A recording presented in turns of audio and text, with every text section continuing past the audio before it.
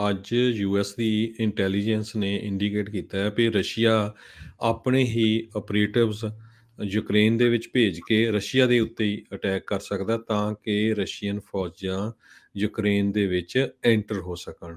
ਅੱਜ national security advisor ਜੇਕ Sullivan ਨੇ intelligence ਦੀ ਜਦੋਂ ਬਰੀਫਿੰਗ ਹੋ ਰਹੀ ਸੀ ਉਹਦੇ ਦੌਰਾਨ ਇਹ ਦੱਸਿਆ ਵੀ ਸਾਡੇ ਕੋਲ Ukraine the ministry of defence ਵੱਲੋਂ ਵੀ ਜਾਰੀ ਹੋਈ ਆ ਸਟੇਟਮੈਂਟ ਤੇ ਆਪਣੀਆਂ ਵੀ ਇੰਟੈਲੀਜੈਂਸ ਏਜੰਸੀਜ਼ ਦੀਆਂ ਖਬਰਾਂ ਤੋਂ ਇਹ ਪਤਾ ਲੱਗਾ ਆ ਵੀ ਰਸ਼ੀਆ ਵਾਲੇ ਇੱਦਾਂ ਦੀ ਸ਼ਰਾਰਤ ਕਰ ਸਕਦੇ ਹੈਗੇ ਆ। ਸੋ ਯੂਕਰੇਨ ਨੂੰ ਲੈ ਕੇ ਰਸ਼ੀਆ ਤੇ ਯੂਐਸ ਹੁਣ ਪੂਰੀ ਤਰ੍ਹਾਂ ਆਮੋ ਸਾਹਮਣੇ ਆ ਤੇ ਇਹ ਵੀ ਖਬਰਾਂ ਆ ਰਹੀਆਂ ਯੂਐਸ ਨੇ ਇਹ ਕਿਹਾ ਆ ਵੀ ਜੇ ਨਾ ਹਟਿਆ ਰਸ਼ੀਆ ਉੱਥੋਂ ਐਂਟਰ ਕਰਨ ਤੋਂ ਤੇ ਯੂਐਸ ਪੂਰੀ ਤਰ੍ਹਾਂ ਯੂਕਰੇਨ ਦੀ ਸਪੋਰਟ ਕਰੂਗਾ।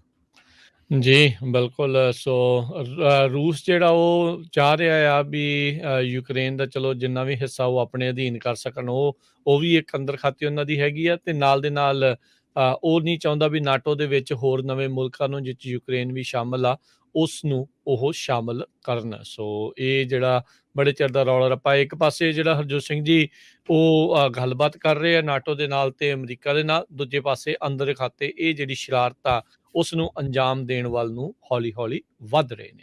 ਜੀ ਅਗਲੀ ਗੱਲ ਬਿਲਕੁਲ। ਕਰਦੇ ਜਾਈਏ, ਹਰਜੋਤ ਸਿੰਘ ਜੀ, ਆਸਟ੍ਰੇਲੀਆ ਤੋਂ ਖਬਰ ਆ ਰਹੀ ਆ, ਵਰਲਡ ਨੰਬਰ 1 ਲਾਨ ਟੈਨਿਸ ਪਲੇਅਰ ਨੋਵਾਕ ਜੋਕੋਵਿਚ, ਉਸ ਦੇ ਵੀਜ਼ੇ ਨੂੰ ਇੱਕ ਵਾਰੀ ਫਿਰ ਉੱਥੋਂ ਦੇ ਇਮੀਗ੍ਰੇਸ਼ਨ ਮਿਨਿਸਟਰ ਐਲੈਕਸ ਹੌਕ ਆ, ਉਹਨਾਂ ਨੇ ਵਾਪਸ ਲੈ ਲਿਆ। ਸਸਪੈਂਡ ਜਿਹੜਾ ਉਹ ਕਰ ਦਿੱਤਾ ਆ।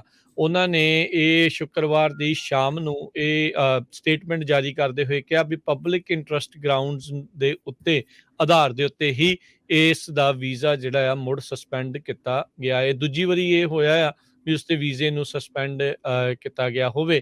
ਇਸ ਤੋਂ ਪਹਿਲਾਂ ਵੀ ਇਸ ਦੇ ਵੀਜ਼ੇ ਨੂੰ ਸਸਪੈਂਡ ਕੀਤਾ, ਜਿਸ ਤੋਂ ਬਾਅਦ ਦੇ ਵਿੱਚ ਉਹ ਫੈਡਰਲ ਅਦਾਲਤ 'ਚ ਉਸਨੇ ਉੱਥੇ ਅਪੀਲ ਕੀਤੀ ਸੀ ਤੇ ਬਾਅਦ 'ਚ ਇਸ ਦਾ ਵੀਜ਼ਾ ਮੁੜ ਬਹਾਲ ਕੀਤਾ ਗਿਆ। ਪਰ ਹੁਣ ਇਮੀਗ੍ਰੇਸ਼ਨ ਦੇ ਮਿਨਿਸਟਰ ਨੇ ਆਪਣੇ ਪੱਧਰ ਦੇ ਉੱਤੇ, ਇਹ ਡਿਸਕ੍ਰੈਸ਼ਨ ਹੁੰਦਾ ਆ, ਮਿਨਿਸਟਰ ਦੇ ਕੋਲ ਆਪਣੀ ਮਰਜ਼ੀ ਹੁੰਦੀ ਆ ਵੀ ਕਿਸੇ ਦਾ ਵੀ ਵੀਜ਼ਾ ਜਿਹੜਾ ਆ ਉਹ ਕੈਂਸਲ ਕਰ ਸਕਦੇ ਆ। ਸੋ ਪਬਲਿਕ ਇੰਟਰਸਟ ਗਰਾਊਂਡਸ ਦੇ ਵਿੱਚ ਉਹਨਾਂ ਨੇ ਕੀਤਾ ਆ। ਸੋਮਵਾਰ ਤੋਂ ਆਸਟ੍ਰੇਲੀਅਨ ਓਪਨ ਜਿਹੜਾ ਗ੍ਰੈਂਡ ਸਲੈਮ ਆ ਉਹ ਸ਼ੁਰੂ ਹੋਣ ਜਾ ਰਿਹਾ ਆ। ਜੋਕੋਵਿਚ ਜਿਹੜੇ ਆ 20 ਗ੍ਰੈਂਡ ਸਲੈਮ ਟਾਈਟਲ ਉਹ ਜਿੱਤ ਚੁੱਕਾ ਹੈਗਾ ਆ। ਸੋ ਉਹਦੇ ਵਿੱਚੋਂ ਜਿਹੜੇ ਕਾਫੀ ਵਾਰੀ ਆਸਟ੍ਰੇਲੀਅਨ ਓਪਨ ਵੀ ਉਸਨੇ ਜਿਹੜਾ ਉਹ ਜਿੱਤਿਆ ਹੈਗਾ ਆ। ਸੋ ਹੁਣ ਕਹਿੰਦੇ ਵੀ ਜੋਕੋਵਿਚ ਸ਼ਾਇਦ ਮੁੜ ਕੇ ਇੱਕ ਵਾਰੀ ਫੇਰ ਉੱਥੇ ਦੀ ਜਿਹੜੀ ਅਦਾਲਤ ਆ ਉਸ ਦਾ ਦਰਵਾਜ਼ਾ ਜਿਹੜਾ ਉਹ ਖੜਕਾਊਗਾ ਤਾਂ ਜੋ ਉਸਦੇ ਵੀਜ਼ੇ ਨੂੰ ਮੁੜ ਬਹਾਲ ਕੀਤਾ ਜਾ ਸਕੇ। ਸੋ ਕਹਿੰਦੇ ਵੀ ਲੋਕਾਂ ਦੇ ਵਿੱਚ ਵੀ ਆਮ ਸਹਿਮਤੀ ਇਸ ਬਾਬਤ ਜਿਹੜੀ ਉਹ ਨਹੀਂ ਬਣ ਰਹੀ। ਅੱਧੋ ਵੱਧ ਕੁਛ ਇਹਦੇ ਹੱਕ 'ਚ ਨੇ, ਕੁਛ ਇਹਦੇ ਜਿਹੜੇ ਅਗੇਂਸਟ ਆ ਉਹ ਚੱਲ ਰਹੇ ਨੇ।